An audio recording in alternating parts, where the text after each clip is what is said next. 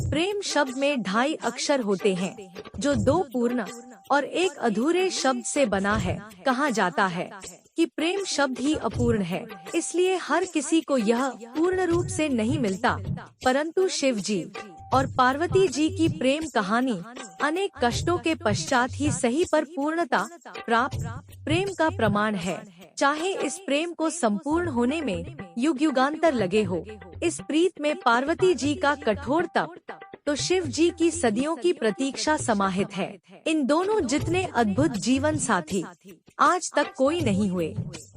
तीनों लोकों के स्वामी होकर भी शिव जी के पास ना स्वयं की धरा न ही स्वयं का आकाश रहा, बस प्रकृति की गोद में बसा कैलाश पर्वत ही उनका निवास स्थान हुआ।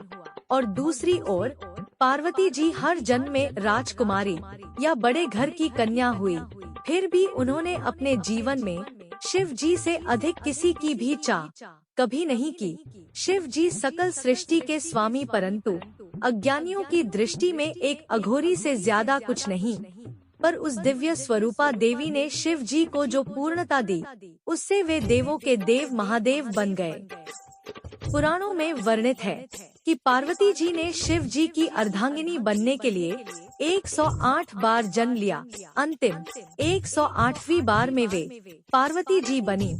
पार्वती जी के स्वरूप से पहले उनका जन्म दक्ष प्रजापति की कन्या के रूप में हुआ।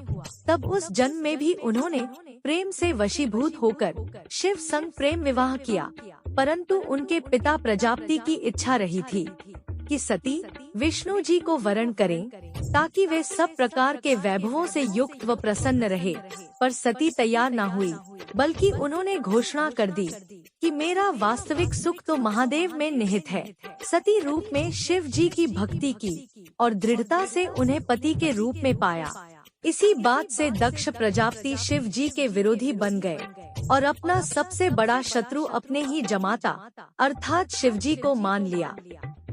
शिव जी को तुच्छ दर्शाने के लिए दक्ष ने एक महायज्ञ का आयोजन किया, जिसमें सभी देवी देवता, यक्ष, किन्नर, साधु, संत, ऋषि मुनियों को बुलाया गया। बस स्वयं की पुत्री और जमाता को छोड़कर इस यज्ञ में जाने हेतु पार्वती जी ने शिव जी को समझाया कि आमंत्रित तो परायों को किया जाता है, अपनों को नहीं। और वे वहां बिन बुलाए पहुंची तो उन्हें बहुत अपमानित होना पड़ा। उन्हें शिव जी की बात ना मानकर गलती हो जाने का भान हुआ, और जब उन्होंने शिव जी के प्रति अपमानजनक शब्द सुने तो वे यज्ञ के अग्निकुंड में कूद गई। शिव जी को जब पता चला तो उनके गणों ने यज्ञ भंग कर दिया। सती ने पुनर्जन्म में पुनः शिव जी से मिलने का वचन देकर प्राण त्याग दिए। शिवजी माता सती का मृत शरीर लिए विक्षिप्त से घूमते रहे। तब विष्णु जी ने सुदर्शन चक्र से 51 भागों में सती का तन काट दिया, जो आज भी 51 शक्तिपीठ के रूप में स्थापित है। वर्षों वर्ष शिवजी का वियोग कम नहीं हुआ, बल्कि बढ़ता ही गया। वे संसार से विरक्त हो गए। इधर सती ने वादा निभाते हुए पर्वतराज हिमवान और रानी मेना के घर पुत्री के रूप में पुनर्जन्म लिया। पर्वतराज की पुत्री होने के कारण उन्हें पार्वती नाम मिला। नारद जी ने किशोरी पार्वती जी को जीवन साथी के रूप में शिव जी को पाने के लिए तपस्या का मार्ग बता दिया। तब पार्वती जी ने अपनी सखी को हृदय की बात बताई तो उनकी सखी उन्हें घोर बियाबान जंगल में लेकर गई, जहां पार्वती जी ने अन्नजल का परित्याग करके विभिन्न कठोर से कठोर तप सहस्त्रों वर्षों तक किए। तब शिवजी ने सप्तऋषियों को पार्वती जी को समझाने के लिए भी भेजा। स्वयं भी वटुवेश में समझाने पहुँचे थे, परंतु शिव जी ने भी पार्वती जी के दृढ़ संकल्प के आगे हार स्वीकार कर ली और वे पार्वती जी संग परिणय सूत्र में बंधने का वचन दे बैठे। इस वचन को शिवजी ने फाल्गुन मास कृष्ण पक्ष की चतुर्दशी अर्थात शिवरात्रि पर पूर्ण किया। शिव और शिवा का महामिलन शिवरात्रि को हुआ, इसलिए यह दिन महाशिवरात्रि बन गया। कितनी कठिनाइयों को सहन करते हुए महलों की राजकुमारी पार्वती जी पर्वतवासिनी बन गई। पार्वती जी ने एक बार अपने लिए घर की इच्छा भी की, तब शिव जी ने उन्हें लंका बनाकर भी दी थी। तब वास्तुविप्र रावण, जो दक्षिणा में शिव जी को पाने की इच्छा से पूजन करने आया था, पार्वती जी ने सोने की लंका उसे ही भेंट कर दी, परंतु शिव जी को रावण के साथ जाने नहीं दिया।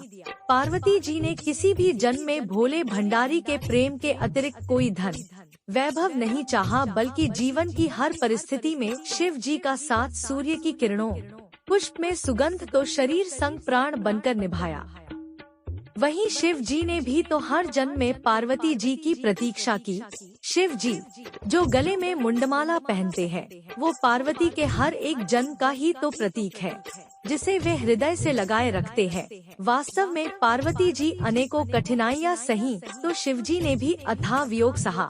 जिसे सभी कुछ सरलता से प्राप्त हो जाए, उनका जीवन कभी पूजनीय नहीं बनता। अंततः दोनों ने संपूर्ण प्रेम की परिभाषा गढ़ दी।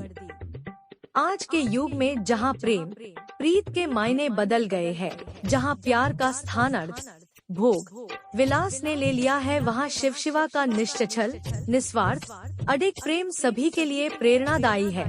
तभी तो आज भी भक्तगण सदियों बाद भी इस संपूर्ण हुए प्रेम के दिवस को महाशिवरात्रि के रूप में विशेष उल्लास, उमंग, ऊर्जा से मंदिर, घर, पंडालों में पूजन व्रत करते हुए रात्रि जागरण के साथ मनाते हैं। साथ ही महादेव और महादेवी से इसी तरह के पूर्ण प्रेम को पाने की कामना करते हुए जीवन में संपूर्णता और सकल सुख पाने की भी इच्छा करते हैं।